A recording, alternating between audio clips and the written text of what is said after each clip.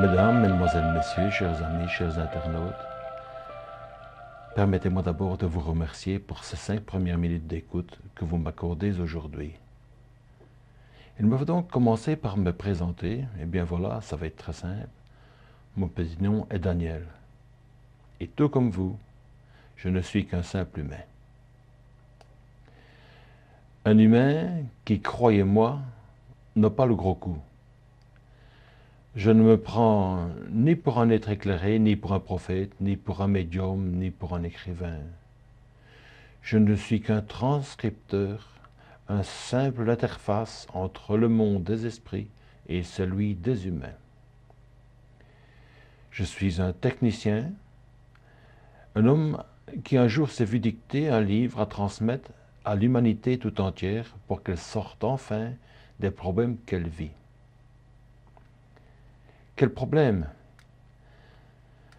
Principalement ceux qui concernent la paix dans le monde et surtout le respect de la vie de chacun.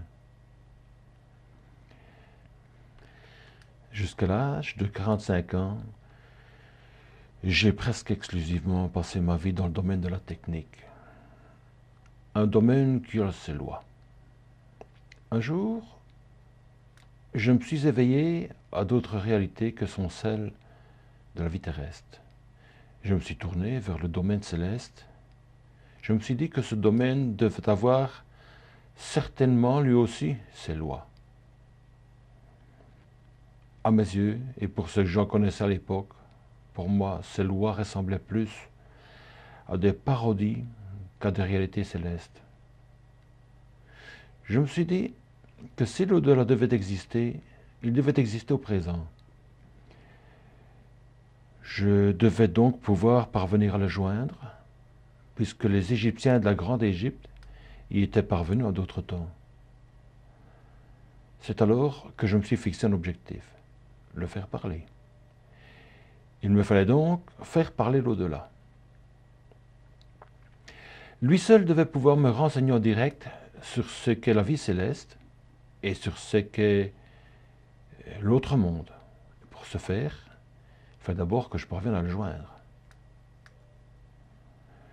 Eh bien, chers amis, je peux vous avouer de suite que j'ai ramé plusieurs années avant d'y parvenir.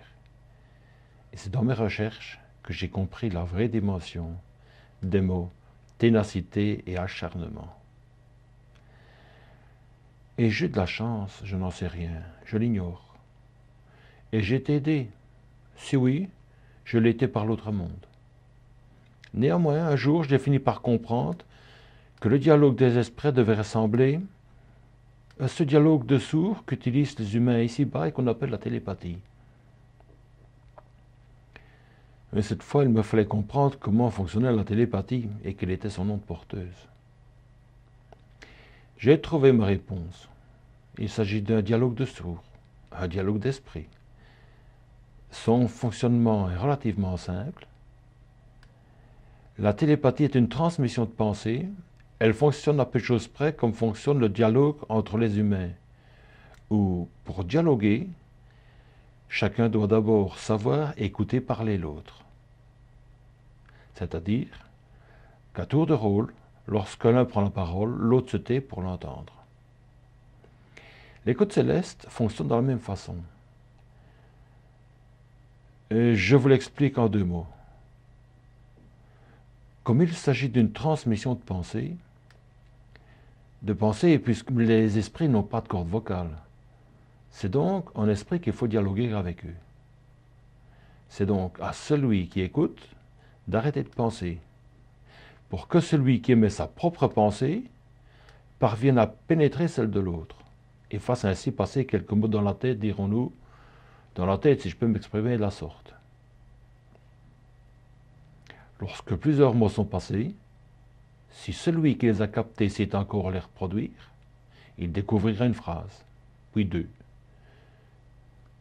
5, 6, ainsi de suite. Et comme moi, bien vite, il va se rendre compte qu'il n'est pas facile de faire taire l'autre monde, surtout lorsqu'il a enfin trouvé quelqu'un pour dialoguer avec lui. Et surtout ici-bas, ça c'est une chose rare. La communication entre esprits n'a donc rien de sorcier, elle est parfaitement réelle. Le dialogue céleste est très simple, la seule difficulté rencontrée est de parvenir à savoir s'arrêter de penser. Et c'est bien là le problème. Essayez donc d'arrêter de penser.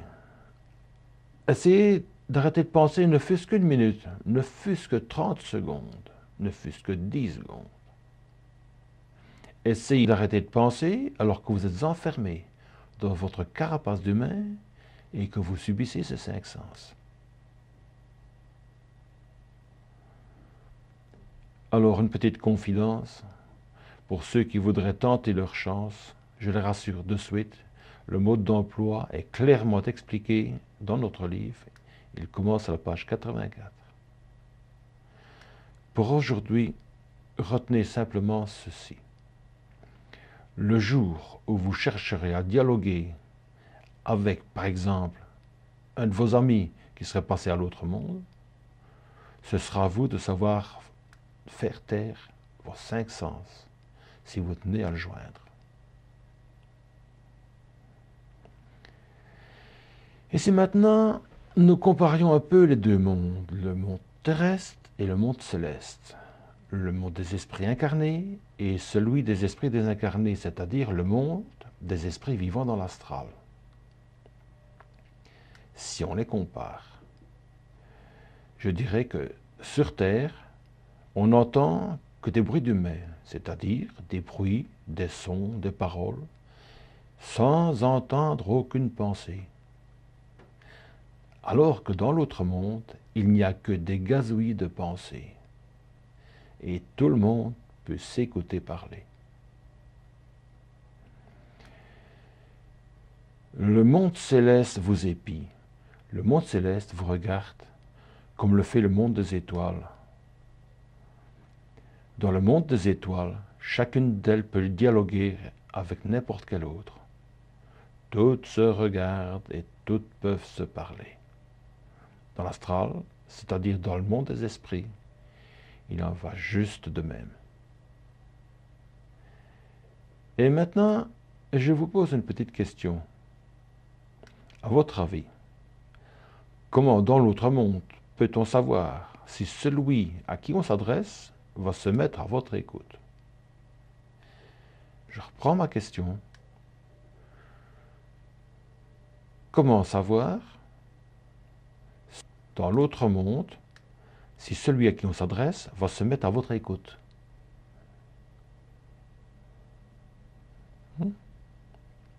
Je vais répondre pour vous. Eh bien, c'est comme chez nous.